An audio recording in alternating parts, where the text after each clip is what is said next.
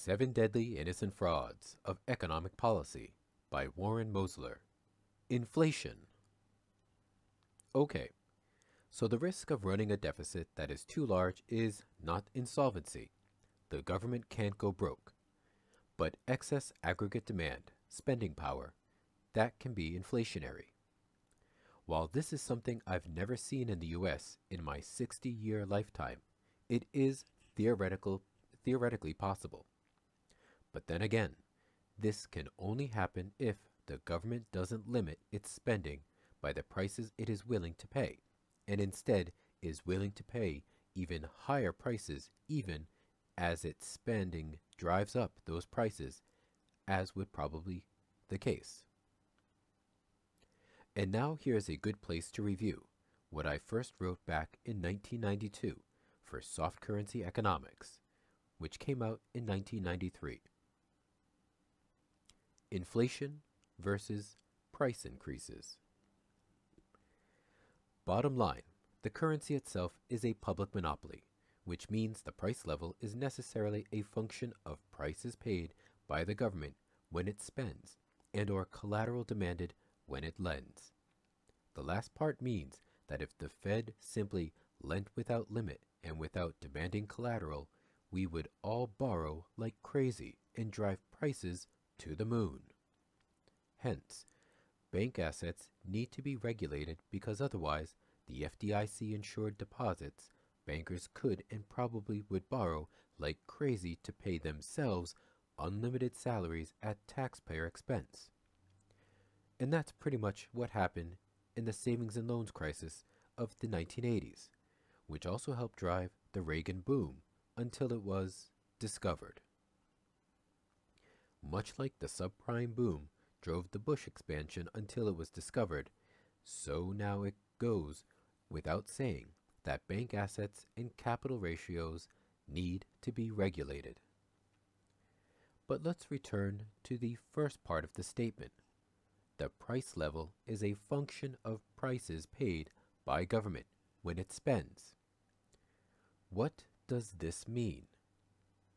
It means that since the economy needs the government spending to get the dollars it needs to pay taxes, the government can, as a point of logic, decide what it wants to pay for things, and the economy has no choice but to sell to the government at the prices set by government in order to get the dollars it needs to pay taxes and save however many dollar financial assets it wants to.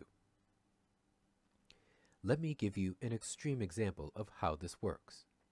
Suppose the government said it wasn't going to pay a penny more for anything this year than it paid last year, and was going to leave taxes as they are in any case. And then suppose this year all prices went up by more than that. In that case, with its policy of not paying a penny more for anything, government would decide that spending would go from last year's $3.5 trillion to zero. That would leave the private sector trillions of dollars short of the funds it needs to pay taxes. To get the funds needed to pay its taxes, prices would start falling in the economy as people offered their unsold goods and services at lower and lower prices until they got back to last year's prices, and the government then bought them.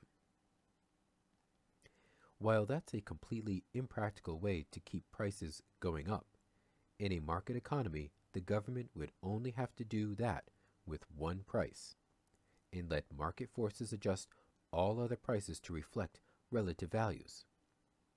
Historically, this type of arrangement has been applied in what are called buffer stock policies, and were mainly done with agricultural products, whereby the government might set a price for wheat at which it will buy or sell. The gold standard is also an example of a buffer stock policy. Today's governments unofficially use unemployment as their buffer stock policy. The theory is that the price level in general is a function of the level of unemployment, and the way to control inflation is through the employment rate. The trade-off becomes higher unemployment versus higher inflation.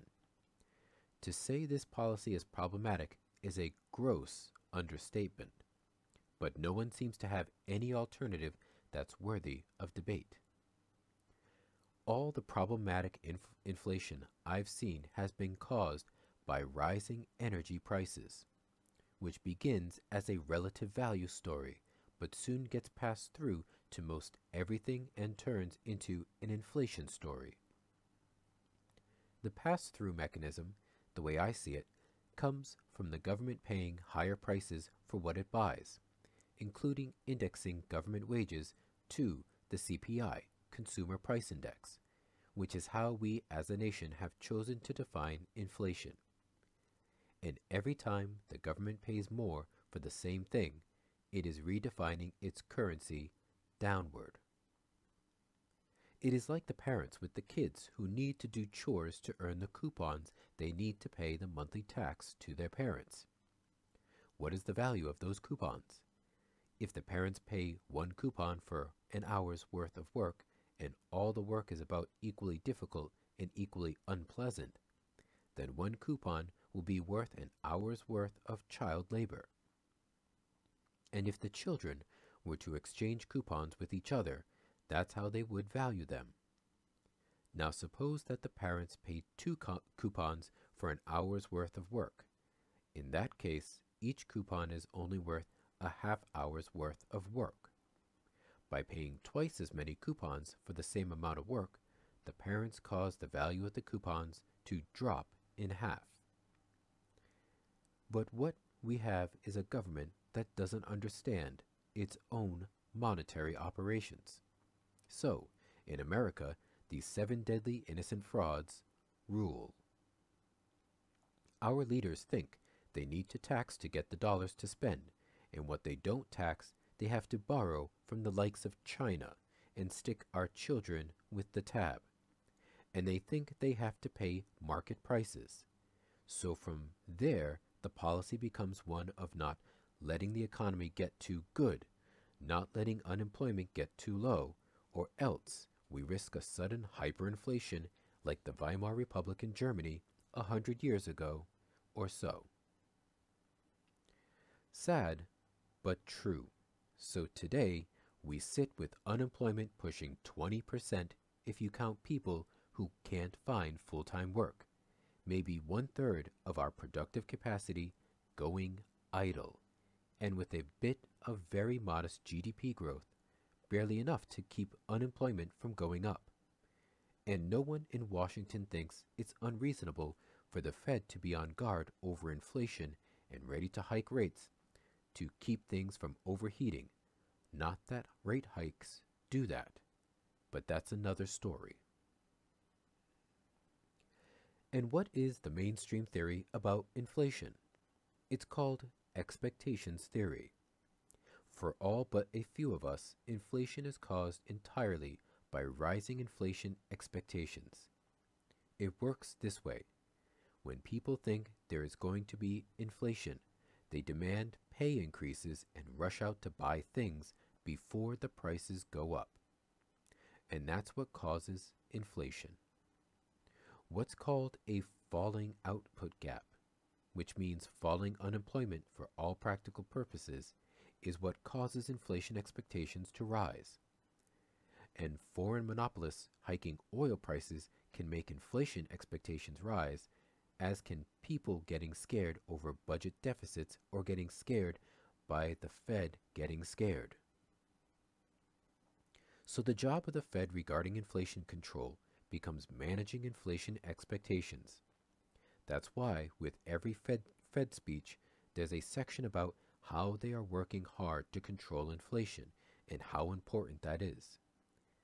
They also believe that the direction of the economy is dependent on expectations, so they will always forecast modest growth, or better, which they believe helps to cause that outcome, and they will never publicly forecast a collapse, because they believe that that could cause a collapse all by itself.